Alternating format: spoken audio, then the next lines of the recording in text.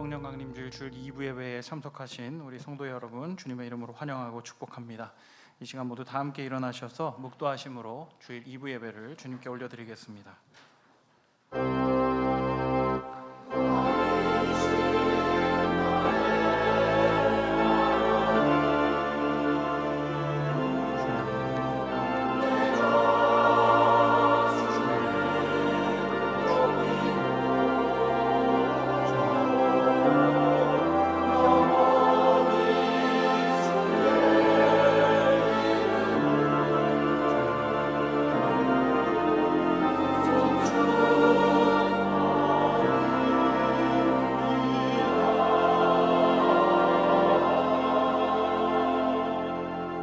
내게 복을 주시고 너를 지키기를 원하시며 여호와는 그의 얼굴을 내게 비추사 은혜 베푸시기를 원하며 여호와는 그 얼굴을 내게로 향하여 드사 평강 주시기를 원하노라.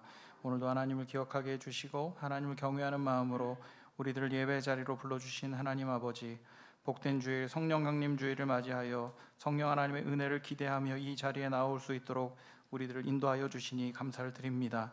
예배를 통하여 하나님 더욱 깊이 알아갈 수 있도록 우리들에게 은혜를 부어주시고 지혜의 성령께서 우리 마음 가운데 말씀하셔서 하나님의 말씀이 우리 마음판에 새겨지는 복된 예배의 시간이 되게 하여 주시옵소서. 예배를 통하여 삶의 방향을 다시 한번 바라보고 주님이 기뻐하시는 길 앞에 서는 시간 될 수 있도록 축복하여 주시옵소서. 우리들이 예배를 받아주시고 예배 가운데 함께하여 주실 줄 믿사오며 모든 말씀 우리 주 예수 그리스도의 이름으로 기도드립니다. 아멘. 하나님께서는 회개하는 영을 기뻐하십니다. 한 주간의 삶을 돌아보며 주님 앞에 참회의 기도를 드리겠습니다.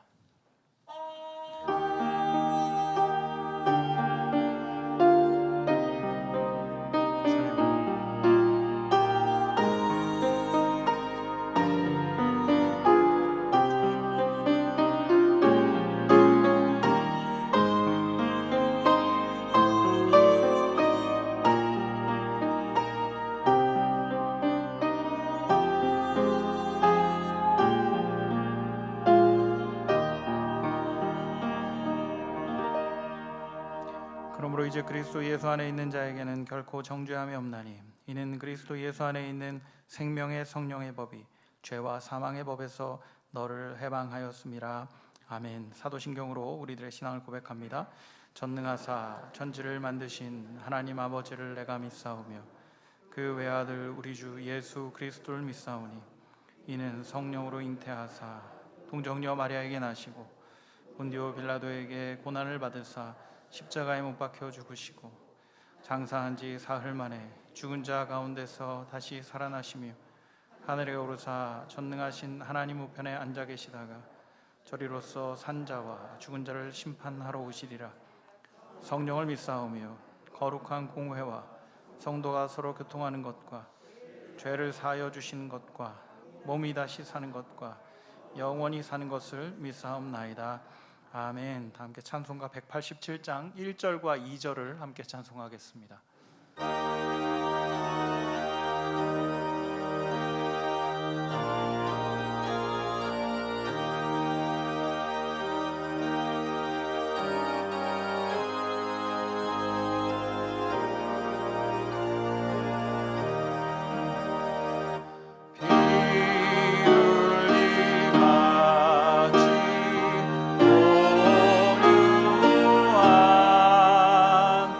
은혜의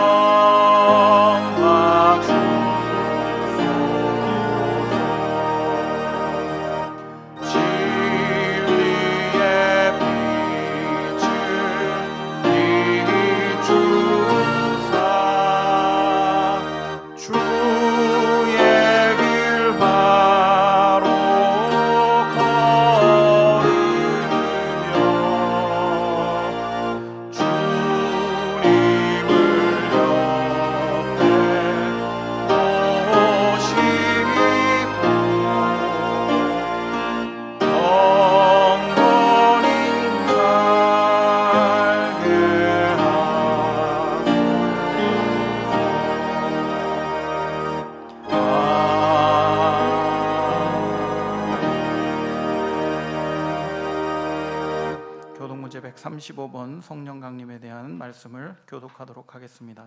교독문 제 135번입니다.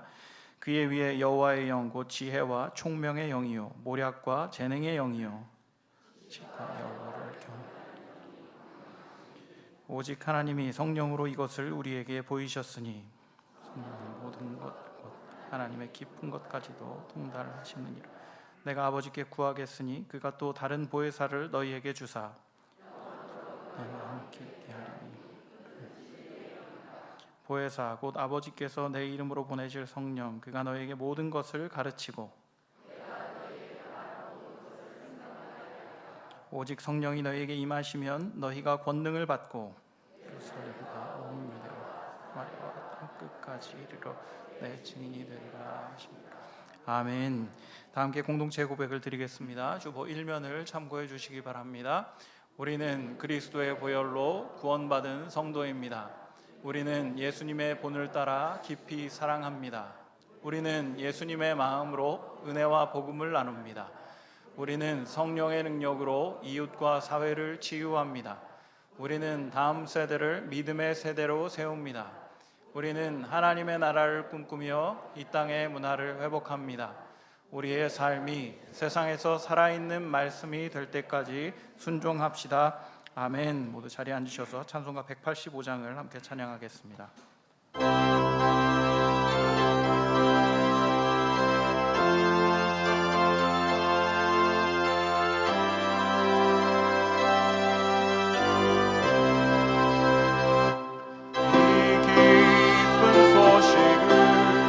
온 세상 전하세 큰 환난 고통을 당하는 자에게 주 믿는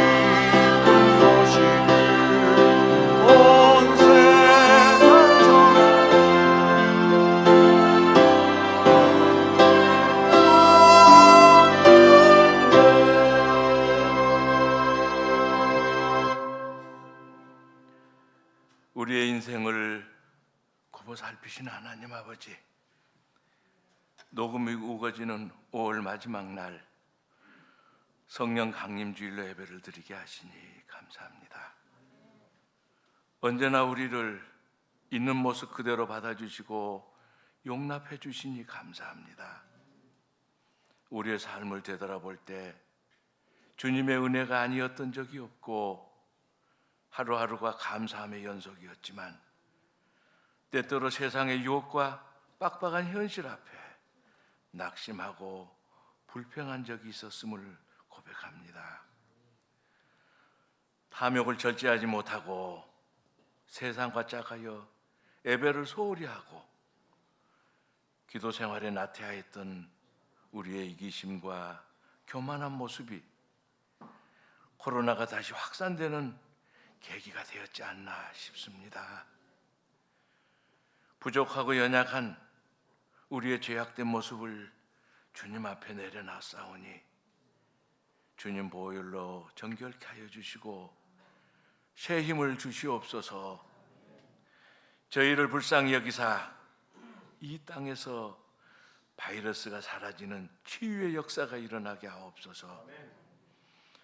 또한 질병으로 고통받는 환우들을 살펴주시고 경제적으로 힘들어하는 가정과 기업, 국민, 또 사투를 벌이고 있는 방역당국과 특히 입학조차 못하고 있는 우리 어린 꿈나무들을 보듬어 학업에 지장이 없도록 도와주시옵소서. 오늘 오순절 성령 강림주의를 맞이하여 성령님의 은혜를 더 깊이 묵상하며 사모합니다. 언제나 한결같이 우리와 동행해 주시는 보혜사 성령님, 빈들의 마른 풀같이 우리 영혼이 시들 때마다 성령의 단비를 내려주셔서 갈급한 우리의 심령을 만족하게 하여 주소서. 한 주간도 우리 성도들이 주님이 주신 사랑 안에서 살아가기를 원합니다. 사랑은 허다한 허물을 덮는다고 하였습니다. 하나님을 사랑하고 이웃과 형제 자매를 사랑하고 가정과 교회를 더욱 사랑하게 하옵소서. 오늘도 목사님을 통하여 주실 말씀과 시원성가대의 찬양의 은혜를 기대합니다. 방역과 예배를 돕는 모든 손길을 기억하사 우리 교회를 안전하게 지켜주옵소서. 이 모든 말씀을 우리 주 예수 그리스도 이름으로 기도합니다. 아멘.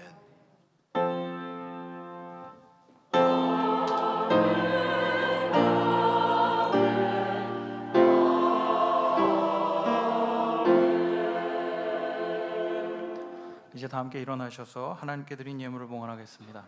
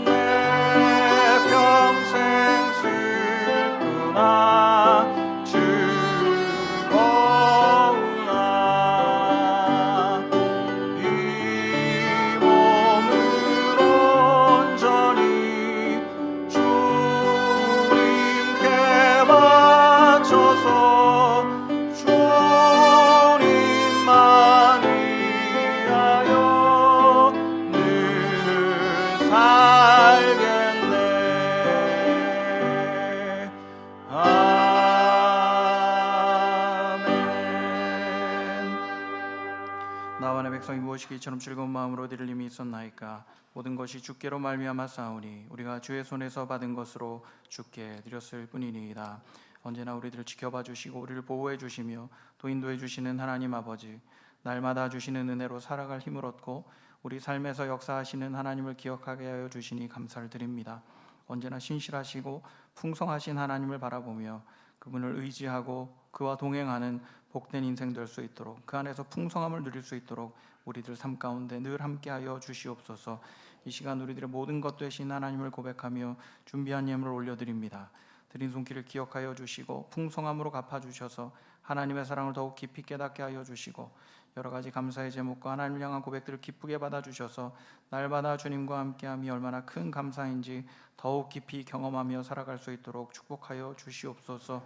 예물이 쓰이는 곳에 주께서 함께하여 주셔서 쓰이는 곳마다 주의 영광과 주의 이름이 드러나고 치유와 회복의 은혜를 맛볼 수 있도록 더한 은혜를 베풀어 주시옵소서. 우리와 늘 동행하시며 모든 필요를 채워주실 신실하신 하나님을 믿고 의지하오며 모든 말씀 우리 주 예수 그리스도의 이름으로 기도드립니다. 아멘. 모두 자리에 앉겠습니다. 교회 소식을 전해드리겠습니다. 주보 2면을 참고해 주시기 바랍니다. 오늘은 오순절 성령 강림을 기념하는 성령 강림 주일입니다. 성령의 충만함을 늘 누리시고 은혜 가운데 거하시는 성도님들 되시기를 축복합니다. 내일 오전 5시 45분 본당에서 6월 첫날 예배를 드립니다. 실시간 방송이 예정되어 있고 또 봉헌 시간을 통하여서 기도 제목을 함께 제출해 주시면 6월 한 달간 함께 기도하는 시간 갖도록 하겠습니다. 많이 참석하시고 은혜 누리시기를 부탁드리겠습니다. 오늘 4부 예배 시에는 청년부 등순식이 있을 예정입니다. 참 힘든 시절입니다만은 10명의 청년이 등순하게 되었습니다. 우리 청년들이 귀한 공동체에 잘 적응하고 또 귀한 공동체를 함께 세워가는 은혜 누릴 수 있도록 기도해 주시고 또 관심 가져주시기를 부탁드리겠습니다. 기타 소식은 주보를 참고해 주시기를 부탁드리겠습니다. 이제 담임 목사님께서 성도의 교제 인도해 주시겠습니다. 할렐루야. 예수께서 오심과 같이 성령께서 우리에게 오심도 분명한 역사적 사실이며 성탄절을 부인하는 사람이 없는 것처럼 성령님이 우리에게 오셔서 함께 하시는 것도 절대로 부인할 수 없습니다. 성령께서 오심을 기억하는 성령 강림절에 사모하는 우리 형제자매들에게 그 내주하시는 성령이 충만히 은혜와 능력으로 함께 하시기를 바랍니다. 오늘 한국교회가 예배 회복의 날이라고 하면서 저희와야 큰 상관이 없지만 예배를 전적으로 중단했던 교회나 큰 지장을 겪었던 교회들이 다시 시작해 보겠다고 했는데 여러분 그 교회들을 위해서 오늘 오전에 특히 기도해 주시고 안전하고 그리고 성도들의 마음이 위로를 얻도록 하나님에 대한 소망이 더 커지도록 여러분 교회들을 위해서 함께 기도하기를 바랍니다. 최정순 집사님께서 시부상 마치고 오셨습니다. 제가 못 찾고 있어. 어디 계세요? 네. 예, 잠깐 일어서 보시죠. 네. 애 많이 쓰셨고요. 네, 위로를 드립니다. 앉으셔도 좋습니다. 오늘 저희 교회 오신 성도님 중에서 교회 등록하지 않으신 분들은 나가다가 꼭 이름과 전화번호를 남겨주시면 그 기난 일이 있을 때만 연락을 드리도록 그렇게 하겠습니다. 등록하신 성도님들은 제가 이제 사진을 다 찍어두기 때문에 금방 아는데 급한 일이 있을 때 연락을 못하게 될까봐 그렇습니다. 혹시 저에게 처음 방문하신 분 계신가요? 제가 뵙기에는 마스크를 하셔서 다 처음 오신 것 같아요. 그냥 다 세신. 예, 우리 다 같이 자리에서 일어서서 전후좌우 돌아보면서 인사 나누겠습니다. 하나님 은혜가 함께 하시길 바랍니다. 하나님 은혜가 함께 하시길 바랍니다.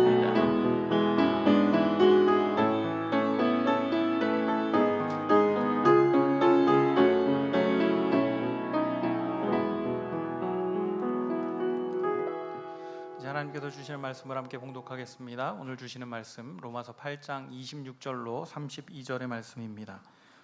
신약성경 250면 로마서 8장 26절로 32절의 말씀 한 절씩 교독하시고 마지막 절 합독합니다. 이와 같이 성령도 우리의 연약함을 도우시나니 우리는 마땅히 기도할 바를 알지 못하나 오직 성령이 말할 수 없는 탄식으로 우리를 위하여 친히 간구하시느니라. 성령의 생각을 하시나니 이는 성령이 하나님의 뜻대로 성도를 위하여 간구하시니 우리가 알거니와 하나님을 사랑하는 자 곧 그의 뜻대로 부르심을 입은 자들에게는 모든 것이 합력하여 선을 이루느니라. 하나님 미리 아신 자들을 또한 그 아들의 형상을 본받게 하기 위하여 미리 정하셨으니 이는 그로 많은 형제 중에서 맏아들이 되게 하려 하심이니라. 또 미리 정하신 그들을 또한 부르시고 부르신 그들을 또한 의롭다 하시고 의롭다 하신 그들을 또한 영화롭게 하셨느니라. 그런즉 이 일에 대하여 우리가 무슨 말을 하리요? 만일 하나님이 우리를 위하시면 함께 보겠습니다. 자기 아들을 아끼지 아니하시고 우리 모든 사람을 위하여 내주신 이가 어찌 그 아들과 함께 모든 것을 우리에게 주시지 아니하겠느냐. 아멘. 시온 찬양대가 찬양으로 영광 돌리겠습니다.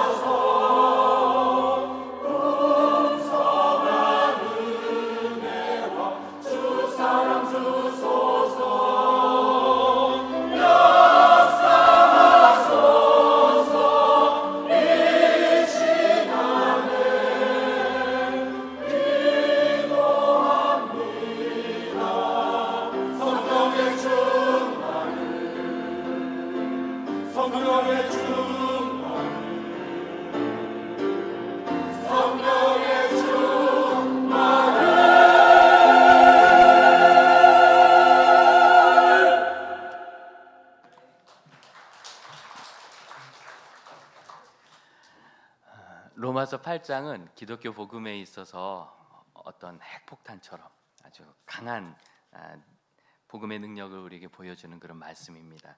우리의 구원이 얼마나 위대하고 아름다운지 보여줍니다. 8장 26절은 성령이 우리의 연약함을 도우신다 이렇게 적고 있어요. 이 연약함이라는 것이 무엇인가? 8장 3절을 한번 보시겠습니까? 8장 3절 같이 한번 읽어볼까요?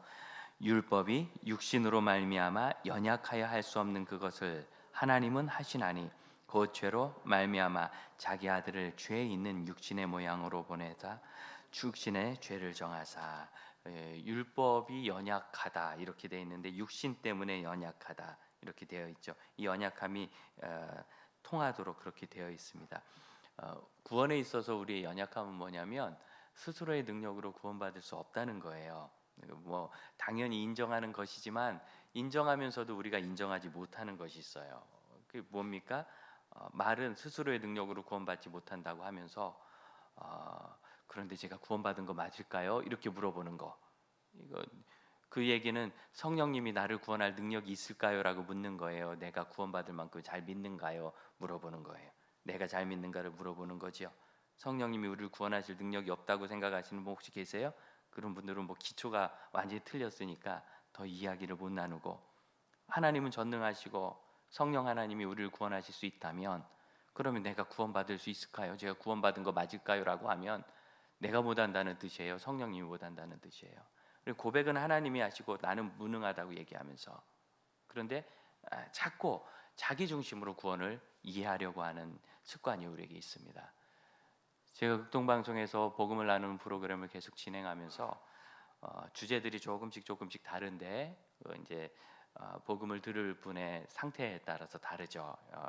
영적인 상태에 따라서. 그런데 대부분의 청취자들이 가장 은혜와 도전과 위로를 얻는 주제는 뭐냐면 우리의 구원이 흔들리지 않고 하나님께서 주신 구원을 누구도 빼앗아 가지 않는다. 당신은 정말 구원인 받은 사람이 틀림없다라는 위로예요. 무슨 소리냐면 의심이 든다는 거죠. 내가 정말 구원받은 거 맞나? 이유는 많아요. 내가 죄를 지어서, 구원받은 사람처럼 하나님께 이렇게 헌신하지 못해서, 또 내가 믿음이 투철하지 않은 것 같아서, 코로나 때문에 예배 못 드린 지 오래돼가지고 뭐 별 생각이 많을 수 있어요. 이 모든 것의 주어는 나예요. 내가 믿음이 좋지 않고, 내가 죄를 지었고, 내가 믿는 사람답지 못하고, 내가 예배를 잘하지 못하고. 그 이야기는 구원의 근거로 자꾸 자기를 의지한다는 뜻이에요. 구원은 모든 믿는 사람에게 주시는 하나님의 값없는 선물입니다. 행위에서 난 것이 아니라 누구도 나는 구원받을 믿음이 있어 라고 자랑할 수도 없고, 누구도 나는 구원받을 수 없는 사람이야 라고 포기할 수도 없습니다. 가장 대표적인 사람이 십자가의 강도예요. 예수님께서 오늘 내가 나와 함께 천국에 있으리라 약속하셨죠? 언제? 십자가에서 죽을 때. 그 사람이 예수님 믿을 동안요 무슨 선한 일을 했어요? 예배했어요? 헌금했어요? 누구 도왔어요? 제자답게 살았어요? 십자가에서 죽은 사람이 뭘, 죽기 몇 시간 전 이야기예요. 몇 분 전일 수도 있어요. 우리 뭐 순서를 정확히 모르니까. 그냥 그는 믿는다 고백하고, 주님 저를 기억해 주세요, 뭐 저를 구원해 주세요, 회개합니다, 이런 얘기도 안 나왔어요. 여긴 저를 기억하옵소서 그랬더니 내가 나와 함께 오늘 천국에 있으리라. 여러분, 사람의 능력에서 구원이 나와야 된다면, 구원받은 선한 행위가 있어야 된다고 얘기한다면, 그 십자가 강도는 구원받을 일을 아무것도 한 적이 없어요. 무슨 근거로 그 이야기를 하겠어요? 우리가 연약하다는 것은 사실은 그 안에 구원받을 만한 믿음조차도 제대로 유지하지 못한다는 생각이 들어있는 겁니다. 구원받은 믿음조차도 우린 유지해 나가지 못합니다. 무슨 뜻입니까? 우리가 구원받을 확신이 있어야 구원을 받는다. 구원의 확신이 없어요. 여러분, 구원의 확신도 우리에게서 나올 수 있는 것이 아니에요. 왜냐하면 확신이라는 것은 확신하려고 하면 할수록 의심이 생긴다니까요. 제 아내와 결혼한 지 거의 30년이 돼갑니다. 가끔은 지금도 아내가 저를 사랑한다는 확신이 없을 때가 있어요. 진짜 사랑한 게 맞나? 그랬다고 이혼당하거나 결혼이 무효되거나 그러지 않아요. 왜 그런 생각을 할까요? 제가 아내를 소중히 생각하니까 그러죠. 우리 성도들이 이 목사를 사랑하실까? 저는 가끔 이런 걱정도 해요. 여러분, 표정 보니까 사랑하시는 것 같습니다. 눈을 내리까지 마세요. 지금 이 시간 중요한 시간이에요. 그런데 제가 저기 지나가는 어떤 형제님이 저를 사랑할까를 걱정해 본 적이 없어요. 길가에서. 왜? 저 아무 상관이 없는 분이잖아요. 그분이 저를 사랑해도 이상한 거 아니겠어요? 미쳤나 싶죠. 본 적도 없는 사람이 왜 나를 사랑해? 그러니까 중요할수록 우리는 사랑을 갈구하게 되고, 정말 내가 구원받은 거 맞나? 라는 걱정이 든다면 그 사람은 자신의 구원을 소중히 여기는 거에 대수롭지 않게 생각하는 거예요. 소중히 여기는 거죠. 그렇다면 그 사람이 어떻게 구원받을 믿음이 없는 거겠어요? 내 구원을 소중히 여기니까. 그럼 여러분, 구원에 대해서 만일 걱정을 하신다면 여러분 정말 구원을 소중히 여기시는 거고 예수님을 사랑하시는 겁니다. 그럼 됐지 않겠어요? 거기서부터 우리의 삶이 새로운 피조물로 시작이 돼요. 왜? 아이가 태어났으면 그 다음부터 인생을 살아야 되는데 내가 태어난 것이 맞나를 가지고 고민하면서 엄마 배를 붙잡고 산다면 이 아이를 어떻게 인생길이 이 아이가 열어갈 수 있겠어요? 출발이 되어야 되거든요. 많은 사람들이 구원의 확신이라는 기초적인 이 신앙 단계에 머물러 가지고 늘 거기에서 내가 무슨 자격이 있어서 무슨 자격이 있어서, 분명히 구원을 하나님이 주신다고 얘기해놓고 또 내가 무슨 자격이 있어서 나를 또 갖다 붙여요. 이것이 바로 3절에 있는 말씀입니다. 율법이 육신으로 말미암아 연약하여. 여러분, 율법은 연약한 것이 아닙니다. 율법이 무엇입니까? 예수 이전의 구약의 성도들에게 하나님의 백성이 되는 길을 보여준 거예요. 이런 일들을 하고 이런 일들을 하지 말라 명확히 명령하셔서 그 말씀을 따르며 하나님의 백성이 될 수 있도록 해주신 거예요. 그런데 율법은 완전한데 문제는 뭐냐면 그것을 따르는 사람들의 능력에 한계가 있어요. 연약해요. 그래서 그것을 충족시키지 못하는 겁니다. 연약한 이야기가 앞으로 조금 올라가 보면요, 7장의 마지막 부분에 그 아이 이야기가 나옵니다. 19절을 한번 보시겠어요? 내가 원하는 바 선을 행하지 아니하고 도리어 원하지 아니하는 바 악을 행하는도다. 율법에 있는 선을 행하고 율법에 있는 악을 행하지 않아야 되는데 자꾸 나는 그러고 싶은데 이 육신이 약해가지고 율법에 있는 악을 행하고 율법에 있는 선을 원해도 행하지 못하는 거예요. 이게 육신이 약하죠. 그럼 이 율법은 그 사람에게는 기능을 못한 거예요. 왜? 율법은 네가 알아서 해라, 이렇게 해야 된다, 열심히 해라 라고 명령하지 율법이 누구를 도와주는 것이 없어요. 죄책감은 주고 채찍질을 할지언정 실질적인 능력의 도움은 없습니다. 그래서 우리가 다 자란 아들, 딸들을 보고 특히 조카들 보고 해서는 안 될 이야기 아시죠? 언제 결혼할래? 소개시켜 줄 게 아니면 그런 얘기 하면 안 되는 거예요. 언제 결혼할래? 빨리 해야지. 그럼 그분에게 무슨 실질적인 도움이 돼요? 누구를 소개를 시켜줘야지. 또 소개도 이상하게 시키면 안 돼요. 참 저분은 너무 훌륭한 분이다 하는 분을 소개해줘요. 그러면은 실질적인 도움이죠. 율법이 우리에게 이거 하지 마라, 채찍질은 되지만 실질적인 도움은 안 되는 거예요. 그래서 전적으로 그 율법을 지켜야 되는 사람의 부담으로 남습니다. 결국 어떻게 합니까? 23절, 내 지체 속에서 다른 한 법이 내 마음의 법과 싸워 내 지체 속에 있는 죄의 법으로 나를 사로잡는 것을 보는도다. 자기가 죄에 사로잡히는 거예요. 24절 같이 한번 읽어볼까요? 오호라 나는 곤고한 사람이로다. 이 사망의 몸에서 누가 나를 건져내랴. 이게 바울의 상태였던 거예요. 그는 율법을 연구하는 사람, 바리새인이었고 가르치는 사람이었어요. 가말리엘의 제자였어요. 당대 최고의 율법학자. 그럼에도 불구하고 그는 그 율법을 들을 때마다 마음이 부담스러워서 견딜 수 없는 거예요. 그래서 나는 곤고한, 이 곤고라는 한자를 썼는데 안 됐어, 이게 곤고입니다. 이게 이 성경에 맞춰서 번역하면은요 비참하다입니다. 이 비참, 너무 좀 비참하죠. 그래서 성경에서 그 말 안 쓴 것 같은데 이 본문은 이렇게 번역해야 됩니다. 아, 나는 비참한 사람이로다. 느낌이 오십니까? 너무 자신의 상태를 보는데 비참한 거예요. 견딜 수가 없이 비참한 거예요. 이걸 어떻게 해야 되는가, 어떻게 해야 되는가 고민을 하고 끙끙거리고 너무 비참해요. 사람의 상태입니다. 그때 8장 1절, 그러므로 이제는 그리스도 예수 안에 있는 자에게는 결코 정죄함이 없나니. 2절 같이 한번 읽어봅니다. 시작. 이는 그리스도 예수 안에 있는 생명의 성령의 법이 죄와 사망의 법에서 너를 해. 할렐루야. 이 문제를 해결하시는 분이 성령님이시라는 거예요. 성령님은 우리에게 오셔서 우리에게 예수 그리스도의 복음을 깨닫게 하시고 마음을 열어 그것을 믿게 하시고 그 믿음으로 우리를 구원하시고 그리고 우리의 영이 성령을 만나서 우리에게 새로운 영이 창조된다 했을 때 그것은 없던 영이 생긴다는 뜻이 아니라 죄로 인하여 파괴되었던 우리의 영혼이 이 성령 하나님의 영을 만나서 하나님의 자녀의 영으로 새 영으로 거듭나게 된다는 거예요. 우리의 영이. 이게 바로 거듭남입니다.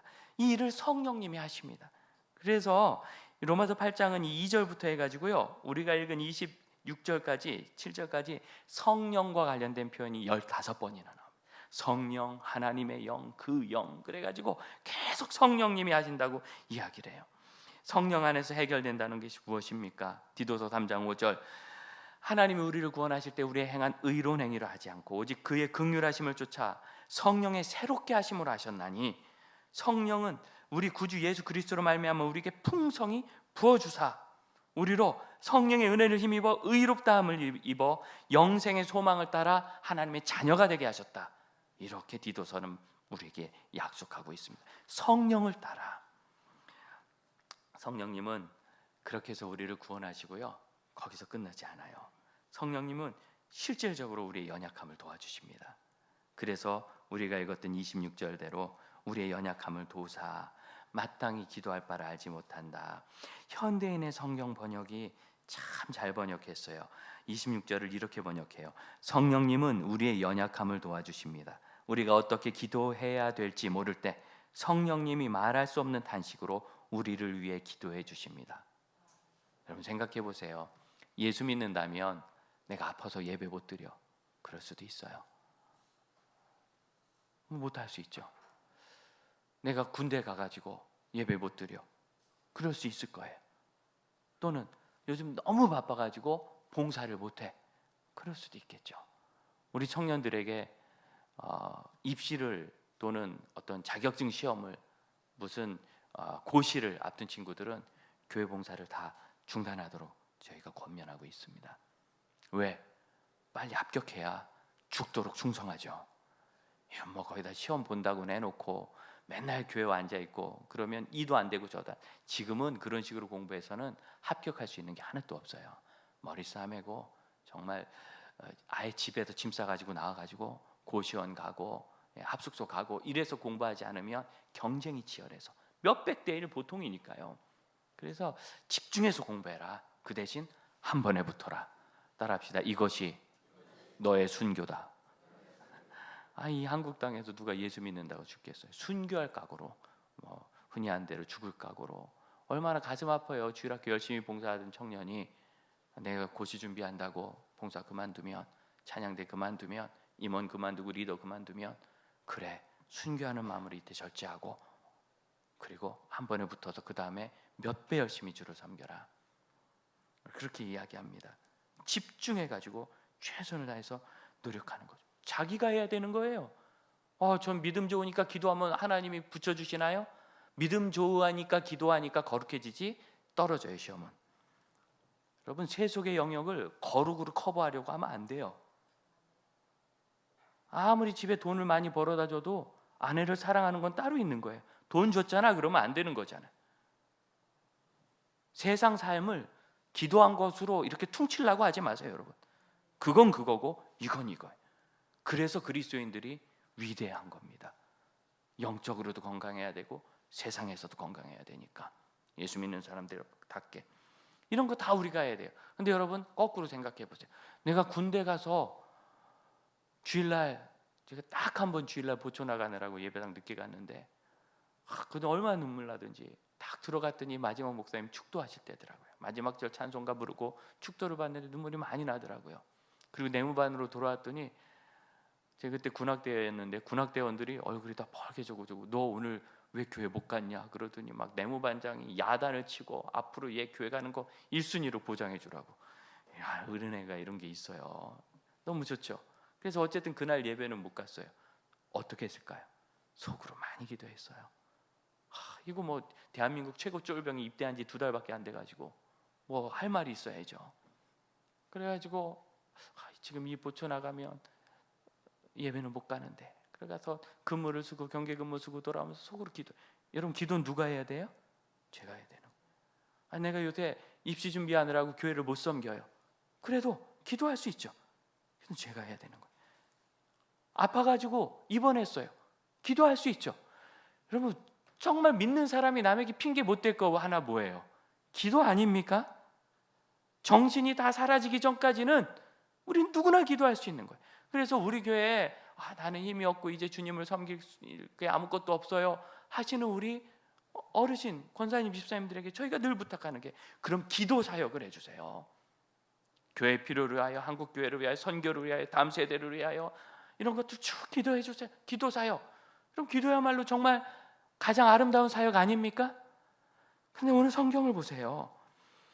우리를 위하여 간구하신다는 것을 현대인의 성경은 우리가 어떻게 기도해야 될지 모를 때 성령님이 말할 수 없는 탄식으로 우리를 위해서 기도해 주신다고 우리 기도를 대신해 주신 거를 적고 있어요. 저는 이걸 이렇게 이해합니다. 믿음의 사람이 절대로 핑계댈 수 없는 것. 아무리 바쁘고 아무리 아프고 아무리 박해를 받고 심지어 감옥에 투옥이 되고 십자가의 강도처럼 십자가에 매달릴지라도 할 수 있는 거 기도, 이것도 성령님이 하신다는 거예요. 그럼 여러분, 우리 삶에 성령님이 안 하시는 게 있을까요, 없을까요? 없는 거죠. 우리 삶에 성령님이 안 하시는 것은 하나도 없어요. 사랑하는 형제자매 여러분, 왜 우리가 이 전염병 때문에 이렇게 어려움을 겪는지, 고통을 겪었는지, 이런저런 오해를 받는지, 가정의 경제 어려움을 겪는지, 관계가 어려운지, 사회적으로 문제가 잘 안 풀리는지, 우리는 그 이유를 일일이 알지 못합니다. 그러나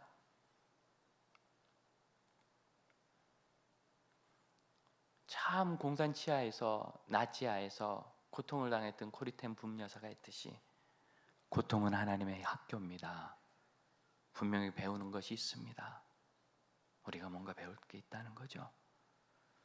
경건한 사람 C.S. 루이스는 처음엔 안 경건한 사람이고 완전히 무신론자였습니다.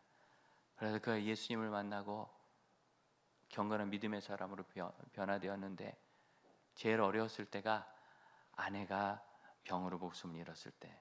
원래 자기 아내가 아니었어요. 이혼한 자매였는데, 그 당시에는 이 나라가요, 좀 수준이 있는 사람들끼리 편지로 펜팔을 하는 게 문화였습니다. 그래서 바다 건너 있는 자매하고 편지를 교류하다가 이분이 너무 괜찮아가지고 그냥 C.S. 루이스가 있는 영국까지 온 거예요. 병이 걸리면서 다시 본국으로 돌아가야 될, 추방될 상황이 되자 그 사람을 지켜주느라고 결혼을 했어요.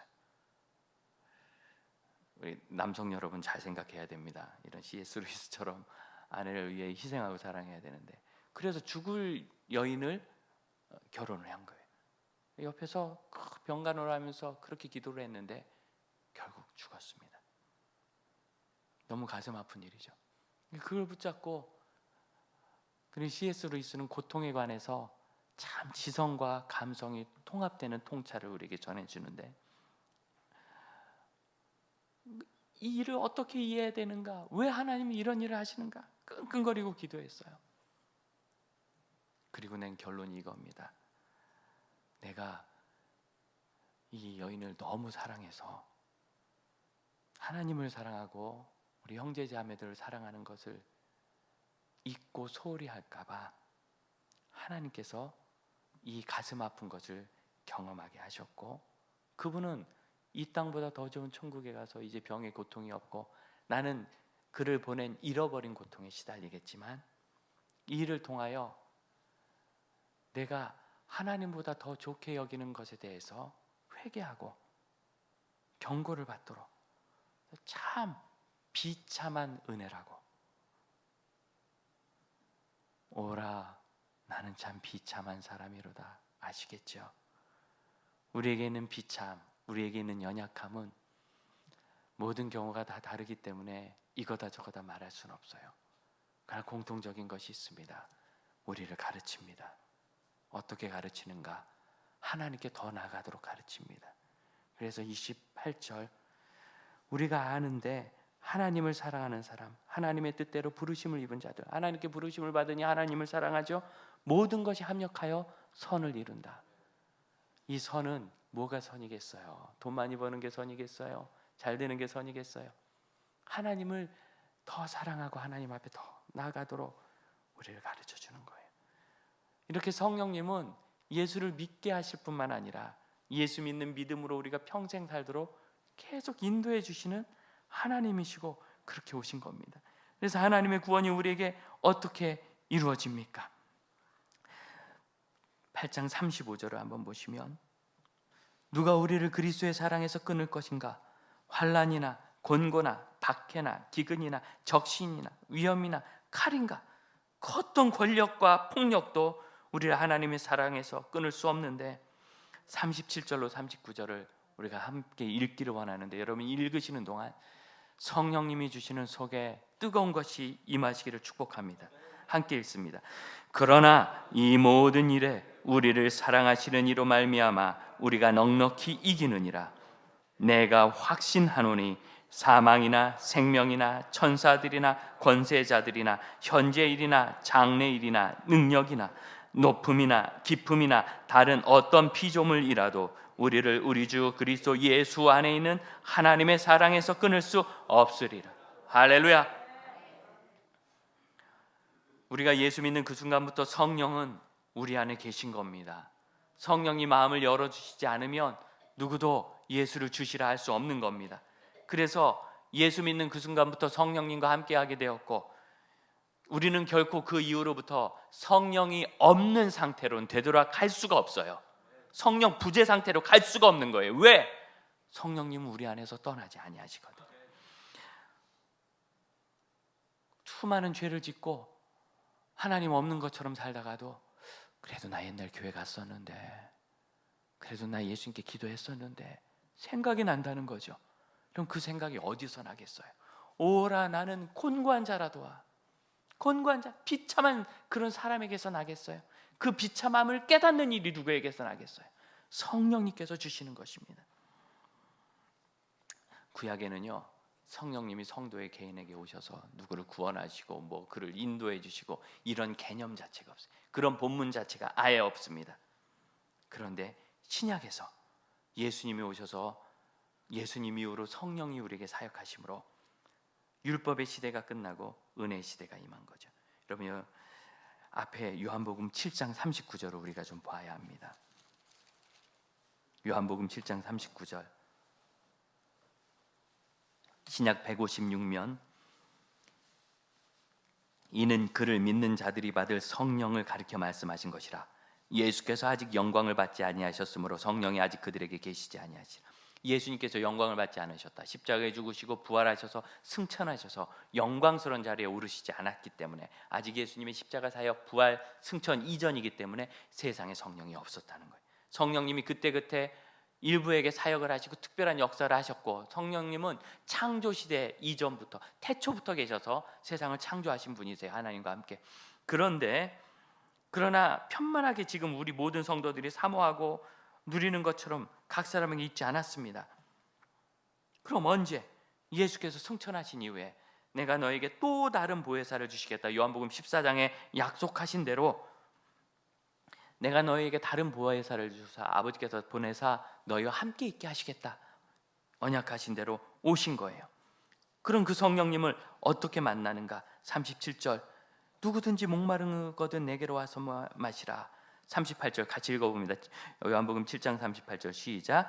나를 믿는 자는 성경의 이름과 같이 그 배에서 생수의 강이 흘러나오리. 이 생수의 강이 믿는 사람이 받을 성령에 대한 것이라. 믿으면 그 사람 안에서 생수의 강이 확 흘러내려.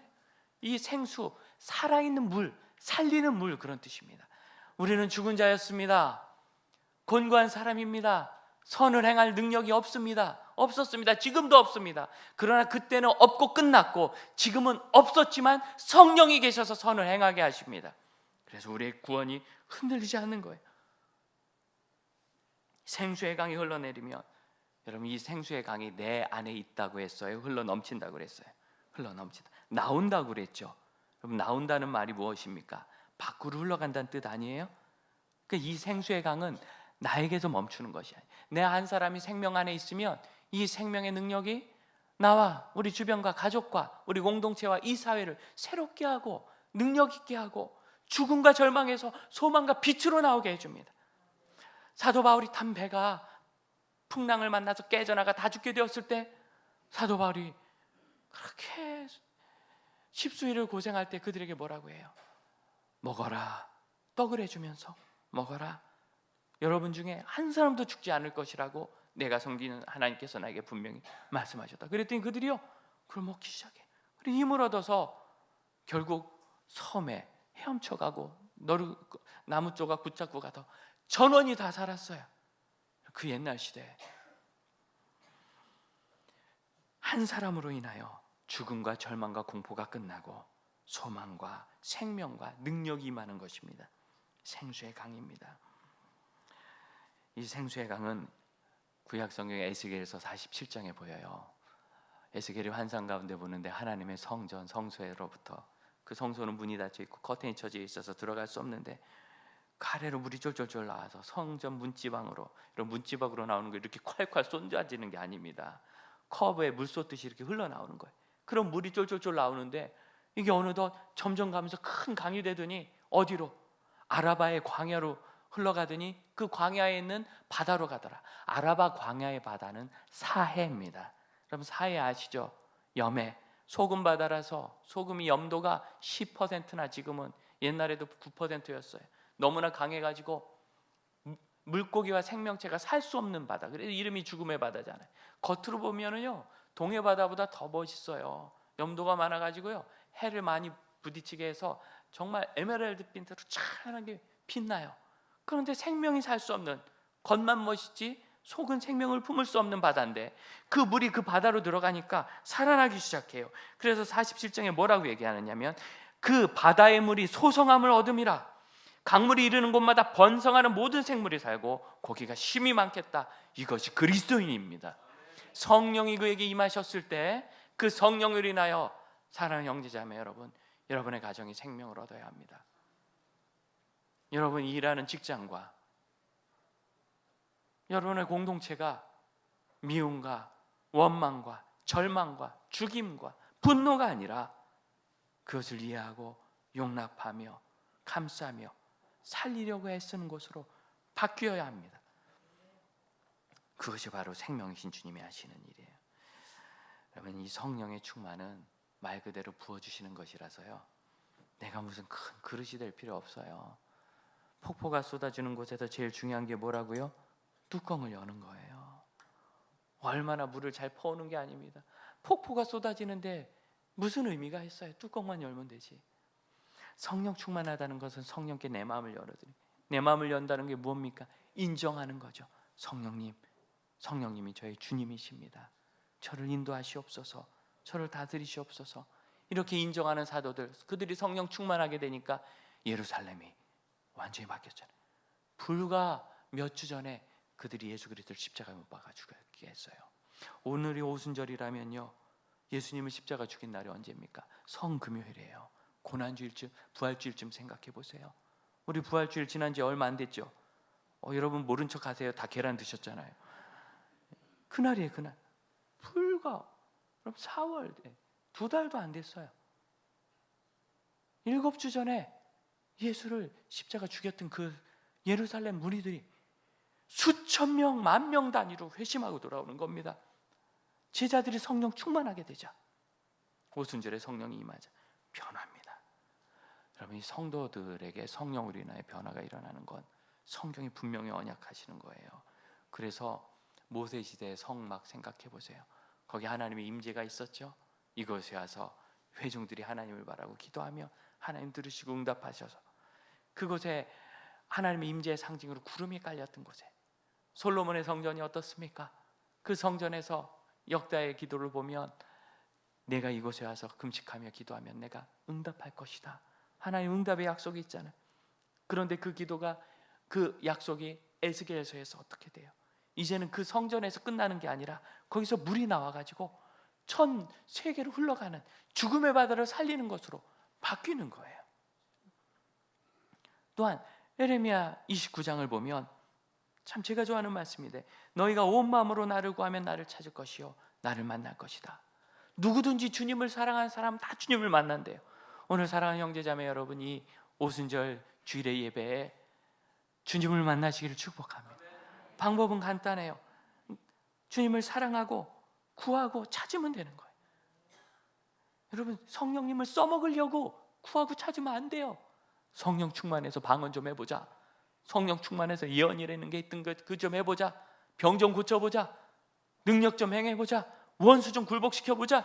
그것이 아니라 내가 성령님을 너무 사랑해서 그 성령님을 간절히 구하고 찾으면 만나주시는 거죠. 하나님을 만나주시는 거예요. 우리가 만나는 하나님은 성령님을 만나는 거예요. 이 에레미야의 예언은 에스겔 시대의 성전 왕상과 사실은 동일한 겁니다. 에스겔이 본 예언은 이 성전이 다 깨지고 포로로 잡혀갔다가 다시 회복되는 성전에 대한 것이거든요. 예레미야도 똑같은 거예요. 그렇게 찾으면 너희가 포로로 잡혀갔을지라도 기한이 차면 돌아올 건데 간절히 찾으면 나를 만날 것이다. 하나님 언약입니다. 그리고 예수님은 그렇게 솟는 생수의 강이 우리 예수 믿는 사람 개개인에게 있겠다고 언약하셨고, 사도 바울은 뭐라고 해요? 너희는 하나님의 성령이 거하시는 성령의 전인 걸 알지 못하느냐. 우리를 성령의 성전을 삼으사, 성전은 다 하나님 것입니다. 완전히 하나님께 드려진 인생이 되게 하시고, 성도라는 존재를 성전 삼으셔서 그 존재가 다 드려졌을 때 그를 통하여 하나님의 생명 주시는 역사가 온 세계에 일어나게 하시는 거예요. 우리가 가는 모든 곳에, 우리 선교사님이 가시는 모든 곳에 죽음의 땅 같지만 거기에 생명이 많은 것. 우리 페르 선교사 진이 아빠가 고백하셨듯이 의사도 달아난 그곳에 선교사님 마스크 하나 끼고 다녀서 감기약이라도 나눠주면서 그 코로나가 창궐하는 곳을 지켜내고 생명을 주려고 애쓰는 곳에서 이제 그들이 거의 힌두교 지역이거든요. 그 모든 것으로부터 어떻게 회복이 되고 돌아오는지 보지 않습니까? 생명입니다. 생명. 우리 어르신들은 그냥 나는 병으로 살았을 뿐이고 뭐가 없는 것 같아요. 하지만 그 안에서 졸졸졸졸졸 흘러나는 이 생명의 강이 어찌 되었어요? 시간이 일하니까 우리는 그냥 예배당 짓고 예배 드렸을 뿐인데, 여기서 우리 젊은이들이 오후에 그렇게 많이 모여가지고 우리는 안 가도 그 친구들은 가요. 우리는 세계를 안 가도 그 친구들은 세계를 가요. 세계를 다니면서 하나님의 사람으로 살기 시작하고 그 생명줄이 흘러가는 거예요. 그래서 우리가 품었던 이 작은 소망이 끊기지 않고 곳곳으로 대를 이어서 계속 나가는 것.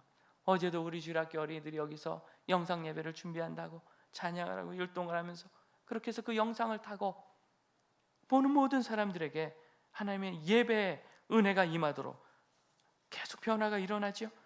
하나님의 역사를 일으키는 거예요.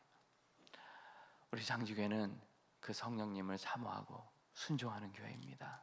이 시간 함께 기도합시다.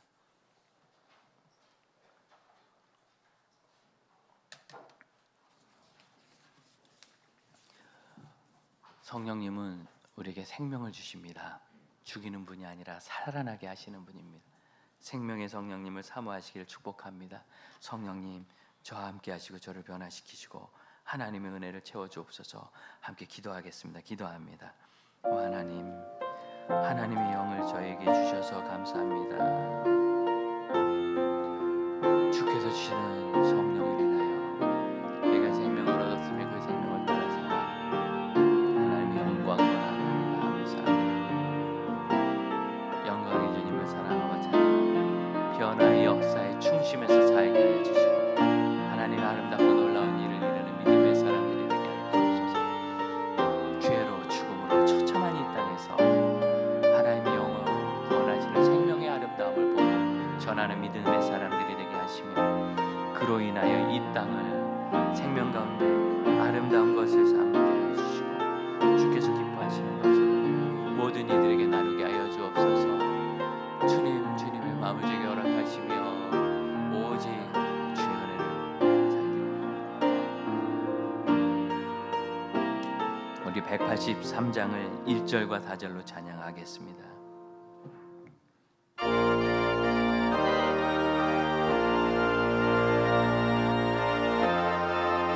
자리에서 일어나 함께 찬양합시다. 1절과 4절입니다. 빈들의 마른 풀같이 시들은 나의 영혼, 주님이 약속한 성령 간절히 기다리네. 가물어 메마른 강에 단비를 내리시네. 성령의 단비를 부어 새 생명. 4절입니다. 참되신 사랑의 언약, 참되신 사랑의 언약 어릴 수 있사오랴.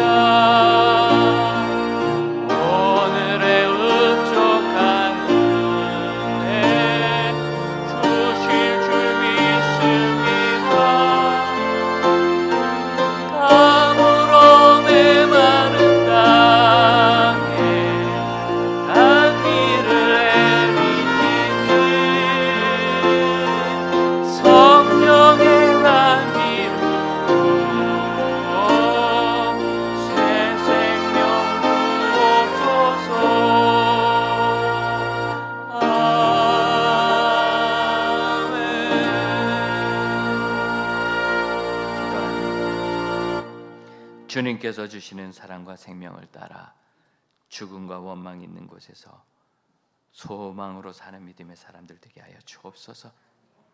그 안에서 생수의 강이 흘러나오리라 하신 말씀대로 내주하시는 성령님, 저희가 마음을 열어드립니다.